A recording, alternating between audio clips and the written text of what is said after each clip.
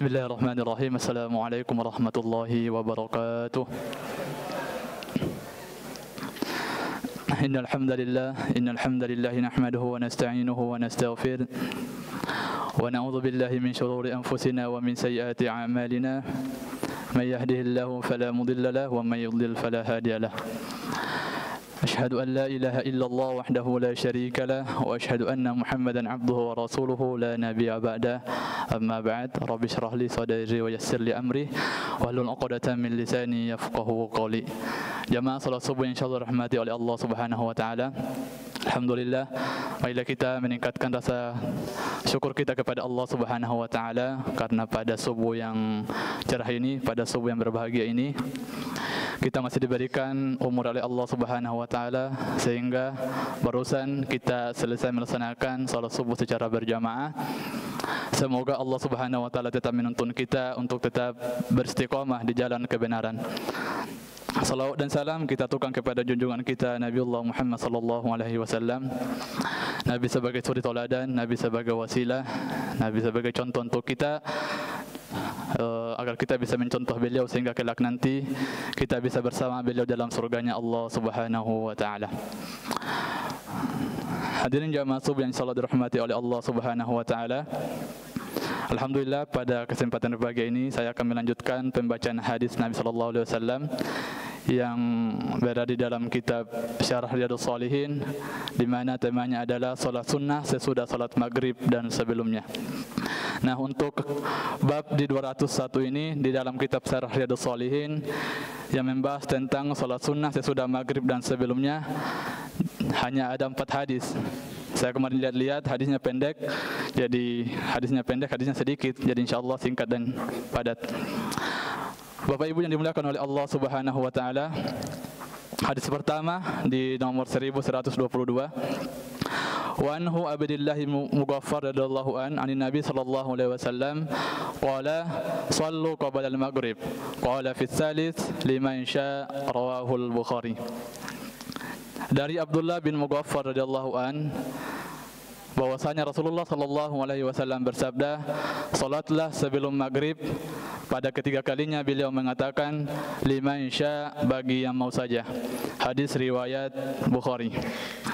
Jadi di sini Rasulullah sallallahu alaihi wasallam meminta para sahabat untuk salat sunnah sebelum salat maghrib, dan Nabi mengulang beberapa kali. Namun pada saat ketiga kalinya Rasulullah sallallahu alaihi wasallam mengatakan liman syaa, bagi yang mau saja. Hadis ini diriwayatkan oleh Al-Bukhari nomor 59 di dalam kitab Fathul Bari. Adapun kandungan hadisnya, yang pertama, bahwasanya disunnahkan untuk mengerjakan salat sunnah 2 rakaat sebelum salat fardu maghrib. Kandungan hadis yang kedua, di lafaz terakhir hadis ini mengatakan liman syaa, bagi yang mau saja. Ini memberikan isyarat kepada para sahabat bahwasanya salat sunnah sebelum maghrib itu kedudukan sunnahnya di bawah dengan salat sunnah rawatib lainnya yang memang rutin dilakukan oleh Nabi Muhammad sallallahu alaihi wasallam semasa beliau hidup. Menurut para ulama, bahwasanya ada 2 kategori salat sunnah rawatib. Yang pertama ada kategori muakkad, artinya salat sunnah yang sangat dianjurkan oleh Nabi Muhammad sallallahu alaihi wasallam. Dan yang kedua ada salat sunnah ghairu muakkad, artinya salat sunnah yang kadangkala Rasulullah sallallahu alaihi wasallam tidak mengerjakan. Hadirin yang dimuliakan oleh Allah Subhanahu wa taala. Nah, untuk salat sunnah 2 rakaat sebelum maghrib ini termasuk ke dalam kategori salat sunnah ghairu muakkad, yang dimana kadangkala Rasulullah sallallahu alaihi wasallam tidak mengerjakan. Kandungan hadis yang ketiga, bahwasanya kedudukan sunnah itu berbeda-beda tingkatannya. Itu yang tadi, ada ghairu muakkad dan ada yang muakkad yang sangat dianjurkan oleh Nabi Muhammad sallallahu alaihi wasallam. Selanjutnya hadis ke 1123.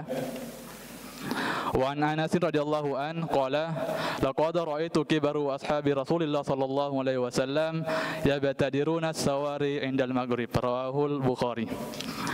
Dari Anas radhiyallahu anhu, beliau berkata, Aku pernah melihat para sahabat Rasulullah sallallahu alaihi wasallam bergegas-gegas berebutan ke tiang-tiang masjid ketika maghrib untuk melaksanakan sholat sunnah 2 rakaat sebelum maghrib. Hadis riwayat Bukhari. Kandungan hadisnya yang pertama, bahwasanya disunnahkan pada saat sholat menghadap sutra atau pembatas, dan para sahabat sangat memperhatikan sunnah tersebut. Yang kedua, kandungan hadisnya, boleh apa saja yang kita pakai untuk pembatas itu.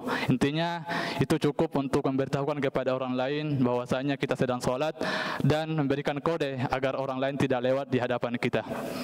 Di dalam kitab Bulughul Maram, sutra adalah pembatas atau penghalang sebagai tempat untuk mengerjakan sholat, sesuatu yang diletakkan oleh orang yang hendak melaksanakan sholat sebagai tanda untuk orang lain agar orang lain tidak lewat di hadapan kita. Untuk pembahasan masalah pembatas atau sutra ini, ada beberapa pendapat bahwasanya ada yang mewajibkan dan ada pula yang mensunnahkan. Nah, menurut 4 imam mazhab yang kita ketahui, ada Imam Hanafi, Imam Malik, Imam Hambali dan Imam Syafi'i, mereka sepakat bahwasanya ketika sholat memakai sutra itu hukumnya adalah sunnah. Dan ada pula ulama yang mewajibkan. Nah, di sini ada 2 ulama, yakni Syekh As-Sukhaini dan Syekh Albani. Beliau mewajibkan ketika sholat memakai sutra. Namun untuk masalah sutra ini, jumhur ulama, sebagian besar ulama mensunnahkan ketika kita sholat memakai sutra tersebut. Dan alhamdulillahnya, masjid kita ini sudah menyediakan beberapa sutra di dalam area masjid. Jadi mungkin ketika kita lagi santai ada tuh bacaannya di situ. Bahkan ada hadisnya di situ. Apabila kalian sholat, maka hendaklah mereka bersutra dan mendekat padanya, dan jangan membiarkan orang lain untuk lewat di hadapannya. Hadis riwayat Abu Daud dan Ibnu Majah. Dan di bawah tulisannya ada tulisan yang sunnah yang terlupakan. Nah itu. Jadi mungkin dengan hadis ini kita membiasakan diri untuk menghidupkan sunnah-sunnah dari Rasulullah sallallahu alaihi wasallam. Selanjutnya hadis ke 1124. Wa anhu qala kunna nusalli ala ahdi Rasulillah sallallahu alaihi wasallam rak'ataini min ba'di ghurubi syamsi qabla al-maghrib faqila akana Rasulullah sallallahu alaihi wasallam sallahuma qala kana yarana nusallihima falam ya'murna wa lam yanhahuna. Dari Anas radhiyallahu anhu yang mengatakan, di masa Rasulullah sallallahu alaihi wasallam kami biasa mengerjakan salat sunnah 2 rakaat setelah terbenam matahari sebelum salat maghrib. Lalu ada yang bertanya kepada saya, apakah Rasulullah sallallahu alaihi wasallam mengerjakan salat sunnah 2 rakaat tersebut? Lantas saya menjawab, beliau melihat kami mengerjakan salat 2 rakaat tersebut, kemudian beliau tidak menyuruh kami dan tidak pula melarang kami. Hadis riwayat Muslim. Kandungan hadisnya bahwasanya bagian-bagian sunnah itu ada beberapa bagian. Yang pertama, ada yang dikatakan sunnah qauliyah. Nah, sunnah qauliyah ini adalah sunnah yang berdasar atau bersumber dari ucapan Nabi SAW. Ada yang dikatakan sunnah fi'liyah atau sunnah amaliyah. Jadi bersumber itu dari perbuatan Nabi SAW. Dan ada yang ketiga, sunnah yang dinamakan sunnah takririyah.